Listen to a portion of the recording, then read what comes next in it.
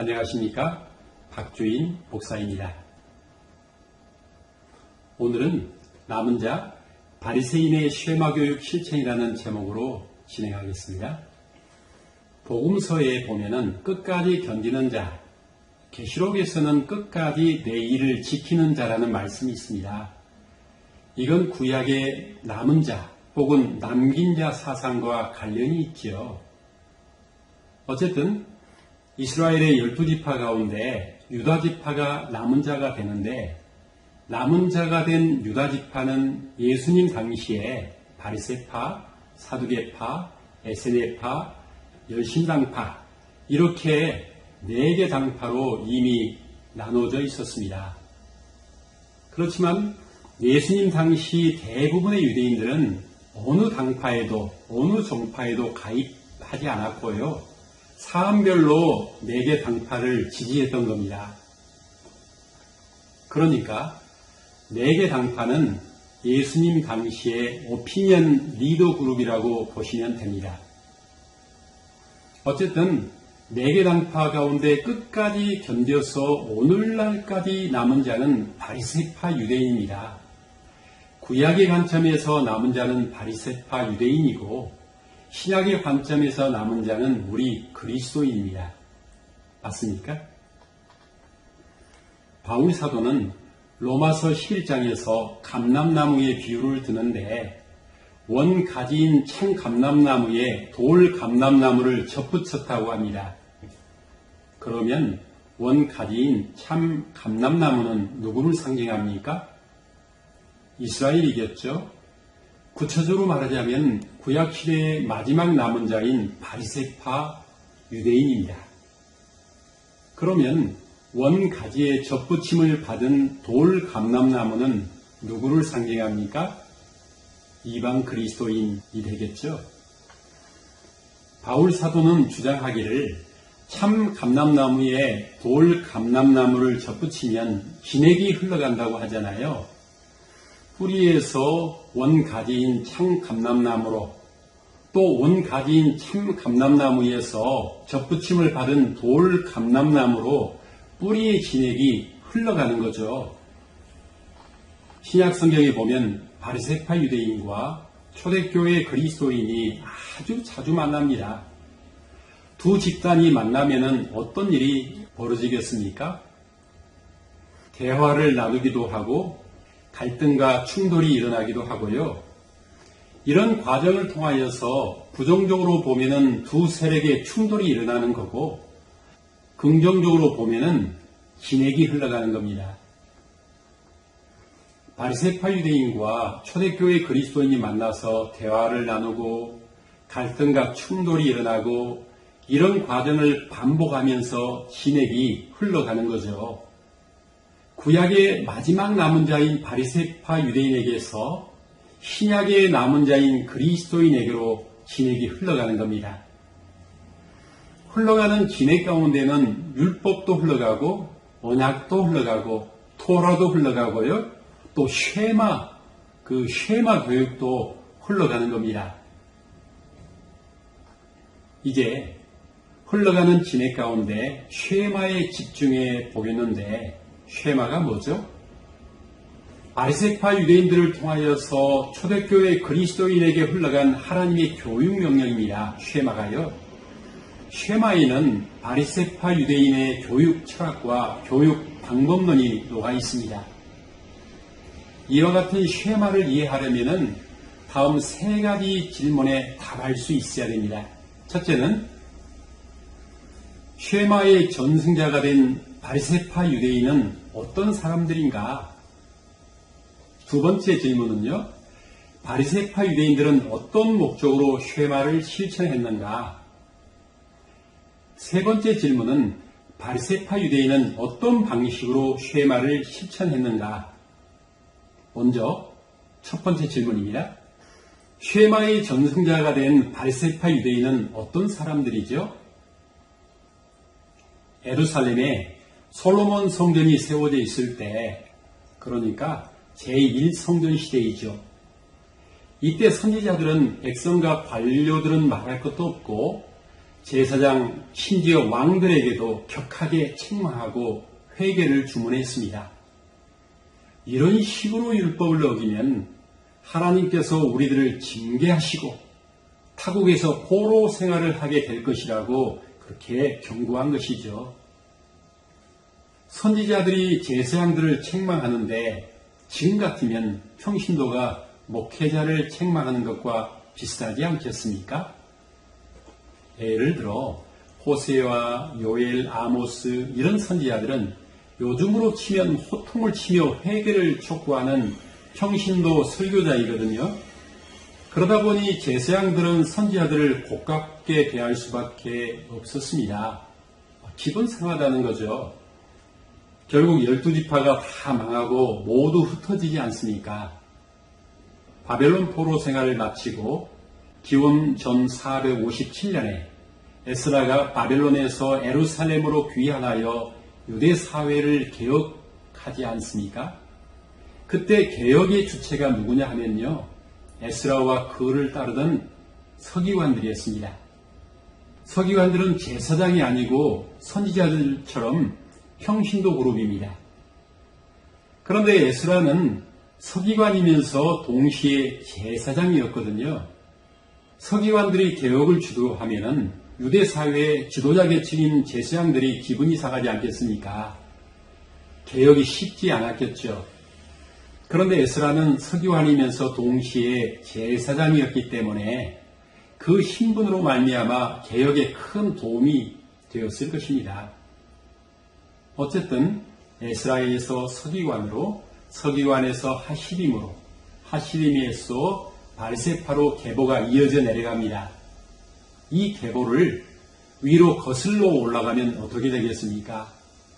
발세파 유대인에게서 하시림으로, 하시림에서 서기관으로, 서기관에서 에스라로, 에스라에게서 구약시대의 예언자, 혹 선지자로 이렇게 올라간단 말입니다. 계보가요.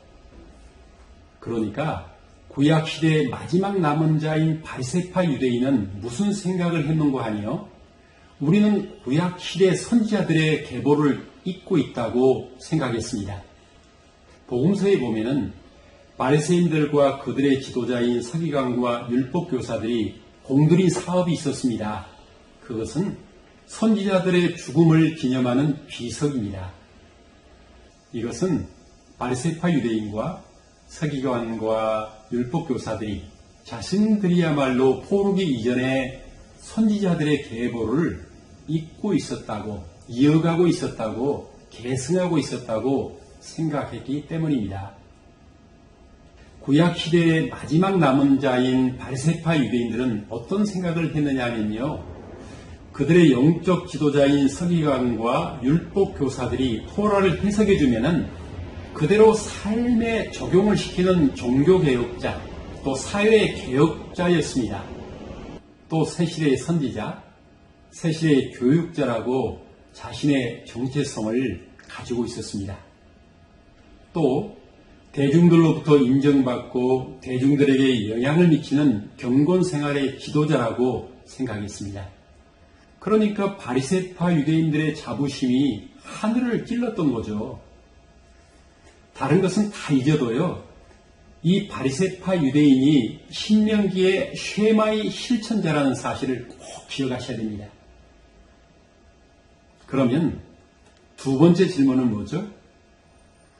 바리새파 유대인들은 어떤 목적으로 쉐마를 실천했는가? 그겁니다. 쉐마로 알려진 신명기 6장 4절 그리고 5절을 보면은 이스라엘아 들으라. 우리 하나님 여호와는 오직 유일한 여호와이시니 너는 마음을 다하고 뜻을 다하고 힘을 다하여 내 하나님 여호와를 사랑하라고 합니다. 6절에 내 하나님 여호와를 사랑하라 이 말씀은 이스라엘을 구원하신 하나님의 사랑에 대한 응답으로서 사랑을 의미하겠죠. 그러면 그들이 생각하기에 어떻게 하는 것이 여호와 하나님을 사랑하는 것이었을까요? 신명기 6장 1절의 말씀처럼 여호와 하나님께서 분부하신 명령과 규례와 법도를 잘 지켜 행하는 것이 여호와를 사랑하는 것입니다. 요한복음 14장 21절에도 나의 계명을 지키는 자라야 나를 사랑하는 자니라고 하지 않습니까? 하나님을 사랑한다는 것은 두 말이 필요 없습니다. 계명을 잘 지키면 된다는 거죠. 적어도 쉐마를 실천했던 바리새파 유대인에게 말입니다. 그러면 토라의 그 많은 율법 중에서 특별히 어떤 명령과 규례와 법도를 잘 지켜 행해야 하느냐, 그겁니다. 첫째로 안식일입니다. 바리새인이나 사두개인이나 안식일을 지키는 것은 정말로 중요했죠. 둘째로 어떤 율법을 잘 지켜야 하느냐, 레위기의 성결법을 잘 지키는 겁니다. 성결법을 잘 지키는 것이 하나님을 사랑하는 것이었습니다. 성결법은 좁은 의미로 레위기 17장에서 25장까지를 말하지만은 넓은 의미로 성결법은 성전과 제사장의 율법을 뜻하거든요. 성전과 제사장의 율법은 토라 어디에 기록되어 있습니까? 출애굽기 25장부터 마지막 40장까지 성막이 기록되어 있는데 제사장들은 성막에서 활동하잖아요. 그리고 레위기 전체는 제사장의 책이거든요.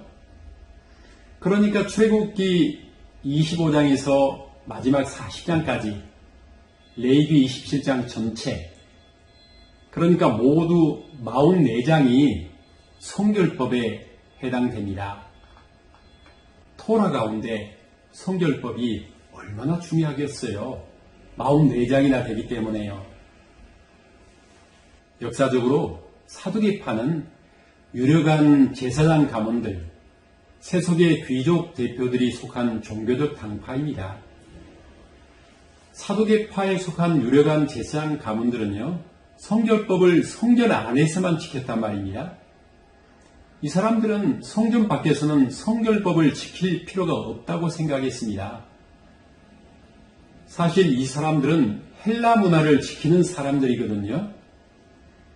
그러니까 거추장스러운 성결법을 성전 밖에서 지킬 필요성을 전혀 느끼지 못했던 사람들이 사두개파 사람들입니다. 그런데 바리새인들은 성결법은 성전과 제사장의 율법이라는 고정관념을 깨트린 사람들입니다. 성결법은 제사장들이 성전 안에서 활동할 때에만 적용될 것이 아니라 성전 밖, 그러니까 각 가정에서도 성결법이 적용되어야 한다고 바리새파 유대인들은 생각했습니다. 바리새인들은 자신들이 제사장은 아니지만 일상생활에서 성전의 제사장처럼 성결하게 살려고 애를 썼다는 겁니다. 구체적으로 일상의 음식을 성전에서 음식을 먹든 제의적으로 정결한 상태에서 먹어야 한다고 생각했습니다. 그래서 이 사람들은 예수님께서 잡수시기 전에 손을 씻지 않는다고 예수님께 눈치를 주잖아요. 제자들에게는 말할 필요도 없고요. 바리새파 유대인들은 이스라엘 나라가 하나님의 뜻대로 제사장 나라가 되려면 첫째로 안식일을 잘 지키고 두 번째로는 또 성결법을 잘 지켜야 한다고 생각했습니다. 또 하나님을 사랑한다면 그렇게 해야 한다는 거죠. 결론적으로 바리새파 유대인들이 실천했던 쉐마의 목적이 뭐냐? 자신들을 사랑하신 하나님의 뜻대로 이스라엘 나라를 제사장 나라로 세우는 겁니다. 제사장 나라가 되려면 율법을 잘 지켜야 하고요. 율법 중에서도 안식일법과 성결법을 잘 지켜야 한다는 겁니다. 결국 바리새파 유대인들의 쉐마 교육은 안식일법과 성결법에 집중된 성민 교육이라고 할 수 있겠습니다. 사도행전을 보면은 바리새인들은 십자가 부활은 잘 받아들이지만은 우리가 보기에 너무 하찮게 보이는 안식일과 정결 음식 규정을 가지고 그리스도인들의 다리를 걸어 넘어뜨리잖아요. 우리 그리스도인의 입장에서 이해가 잘 안 됩니다. 그렇지만 우리 교회가 별것도 아닌 하찮은 걸로 싸우는 경우가 적잖아 있기 때문에 현재를 살아가는 그리스도인들도 성경에 기록된 쉐마 교육을 실천할 때 그 목적을 분명하게 정해야 합니다. 세 번째로 바리새파 유대인은 어떤 방식으로 쉐마를 실천했는가입니다. 바리새파 유대인의 쉐마 교육 실천을 네 가지로 나눠서 살펴보겠는데요. 어떤 부분은 현대 교회에 이르도록 진액이 흘러들어왔음을 알 수 있습니다. 첫째로 바리새파 유대인은 쉐마 교육에 도구를 사용했습니다. 예를 들어서 찌찌트, 테피린, 메주잔, 탈리, 키파, 우리 몸이나 옷 아니면 물건에 이런 것들을 장식함으로써 율법을 기억하도록 했다는 거죠. 두 번째로 바리새파 유대인은 쉐마 교육을 실천할 때 기념 행사를 도입했습니다. 예를 들어 할례식, 성인식, 결혼식 이런 것들을 행할 때 율법을 적용하는 거죠. 세 번째로 바리새파 유대인은 쉐마 교육에 민족 공동체의 절기를 도입했습니다. 예를 들어서 6월절, 7.7절, 초막절, 안식일을 지키면서 역사 속에서 이스라엘을 인도하신 하나님의 뜻과 율법을 되새기는 것입니다. 마지막 네 번째로 바리새파 유대인은 쉐마 교육에 토라를 묵상하는 학가다, 토라를 필사하는 사파르, 토라를 강론하는 하브르타, 기도와 찬양 등을 도입했습니다. 구약의 남은 자들인 바리새파 유대인들로부터 현대 그리스도인에게로 흘러온 진액 가운데 쉐마 교육이 있는데요. 쉐마를 실천하는 네 가지 방법 중에서 네 번째는 현대 그리스도인에게 가장 많이 영향을 미친 것이죠. 예배하고 성경을 읽고 성경을 필사하고 설교하고 성경 공부하고 기도하고 찬양하고 또 6월절 대신에 사순절 지키고 7.7절 대신에 성령 강림절을 지키고 초막절 대신에 추수감사절을 지키고 안식일 대신에 주일을 지키고 이게 다 바리새파 유대인들이 쉐마 교육을 실천했던 그 진액이 현대 그리스도인에게 흘러 들어온 겁니다. 우리 그리스도인들이 바리새파 유대인들의 쉐마에 관심을 가져야 되는 이유가 있습니다. 비욘드 코로나 시대, 지금 4차 산업혁명 시대에 한국 교회에 큰 통찰력을 주기 때문입니다. 그들이 어떻게 쉐마 교육을 실천했는지, 또 그들의 쉐마 교육 목적을 신약 성경에 맞게끔 예수님 중심으로 미드라시를 하게 되면 한국 교회의 미래가 밝아 보일 수 있다는 겁니다. 아주 중요합니다. 너무너무 중요합니다. 제 강의를 경청해 주시니 감사드리고요. SH 쉐마 교육 세미나 시간에 뵙도록 하겠습니다. 샬롬.